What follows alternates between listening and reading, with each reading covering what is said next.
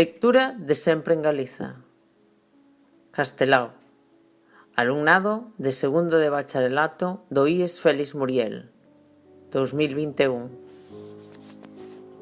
Estou lonxe da miña terra en Badaxoz, cóbreme un inmenso panal azul.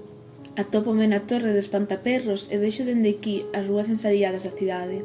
Unha cigoña lanzal vixía no borde do seu niño e as pombas bravas chían no ar. Na lonxanía percibo a Elvas, a praza portuguesa enemiga temporal de Badaxoz. Acompáñame un can vagamundo que me siga a todas partes, un can morriñoso e vedreiro que me fita con ollos de namorar, un can arrecido ata o servilismo, que por unha pedra de zucre agarda por min na porta do café para facerme compaña no paseio de todas as tardes.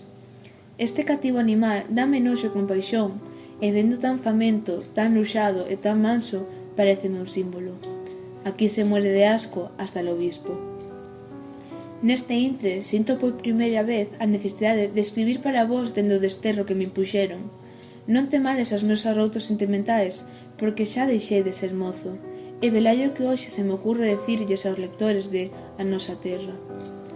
Hai homes que pasan a vida predicando as excelencias dunha doutrina política ou social e sinten a ledicia de seren combatidos, porque confían na posteridade e soñan con triunfar despois de mortos, convertíndose en estatuas de bronce ou mármore.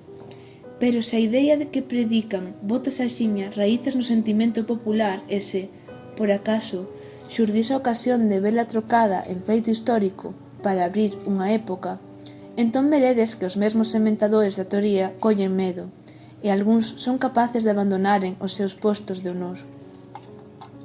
Eles gostan de chamaren tempos heroicos ao despallamento da idea e non se decatan de que o verdadeiro heroísmo consiste en trocar os ancellos en realidades, as ideas en feitos, pois crear unha doutrina non é apenas outra cousa que facer solitarios filosóficos, como loitar con enemigos no campo da polémica. Pode ser simplemente un xogo de amor propio. E así, soñar con futuro lonxano e virtuoso cicais sexa un divertimento poético, alleo a toda vocación de sacrificio.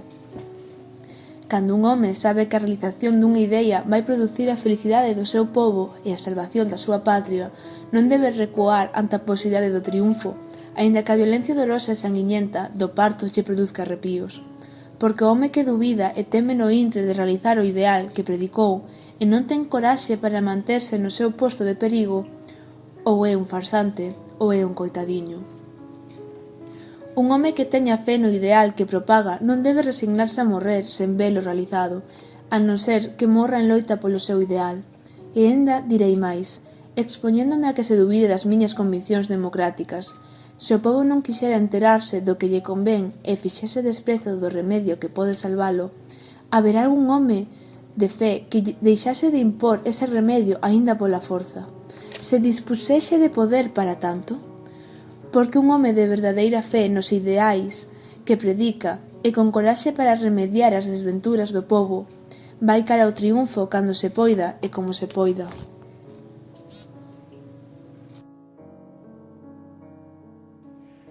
Estou nun café con espellos, onde dúas columnas e dúas bochas de luz abondan para figurar longas alamedas. Parece que aquí non hai traballo para ninguén e que se vive na inacción, sen ensoños nin esperanzas. E non habendo traballo, todos os dereitos perteñen á prioridade. E aquí a xente está dividida en dous bandos extremos e irreconciliables, que un galego apenas pode concebir. Os que van ao café e os que non poden ir. Abenzoado sexa o café en Badaxoz, porque fai crer que se vive. Lémbrome de algúns galegos que viven para o seu bandullo, porque son ben asisados e non sofren as inquedanzas dos demais. Parece que teñen o pesimismo dos vellos e aínda non se aventuraron en ningunha empresa. Parece que teñen o escepticismo dos que están de volta e aínda non se arriscaron a viaxar. Parece que son donos da verdade e aínda non pasaron fames nin sedes. Parece que triunfaron nalgunha liorta terrible, decisiva, e non fixeron máis que fuxir diante dos perigos. Parece que mereceron o que gañan e non saben decatarse da sorte que os empurrou. Parece que están capacitados para regalar consellos e con súas sentencias egoístas acabaríase o mundo.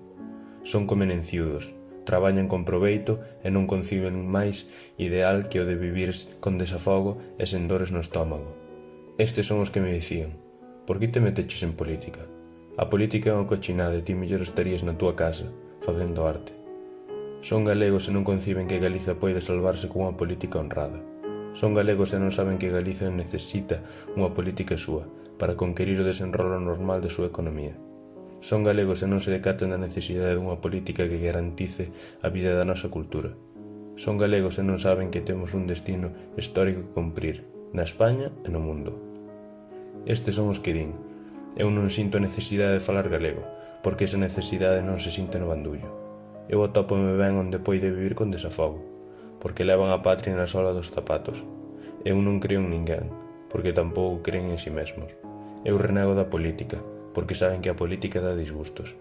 Eu ríome dos políticos, porque quizáis non toparan a ocasión de lamberlles os pés.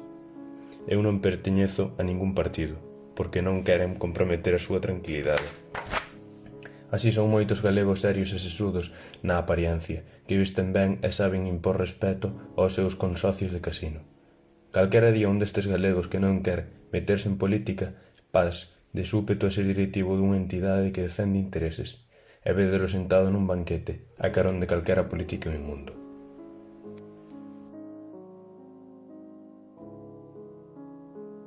O lonxe da terra aínda é unha doenza ou sufrimento que fai chorar de soedade aos emigrantes galegos.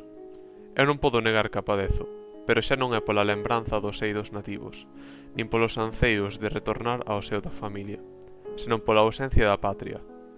Este sentimento de soedade xa non é exclusivo dos desterrados, porque os vos galegos somos expatriados aunque vivamos en Galiza. O é morar nunha terra aferrollada non é tan doloroso como vivir no desterro. Hoxe topeime con o fiador ourensán, e os dous tiñamos morriña. El pola súa aldea, onde deixou unha moza. Eu pola miña patria, onde encampan os funcionarios forasteiros e runflan os galegos descastados. Falamos moito, e no remate da nosa conversa o afiador apañou a roda e foise polas rúas a pregoar no asubio os seus anceos amorosos. Eu quedeime a miralo, envexoso da súa mocedade e da súa sinxeleza, a rillar as miñas arelas patrióticas, coa esperanza entristecida de tanto agardar o triunfo dos nosos ideales de liberdade. Sentimentalismo? Cicais, pero sentimentalismo novo.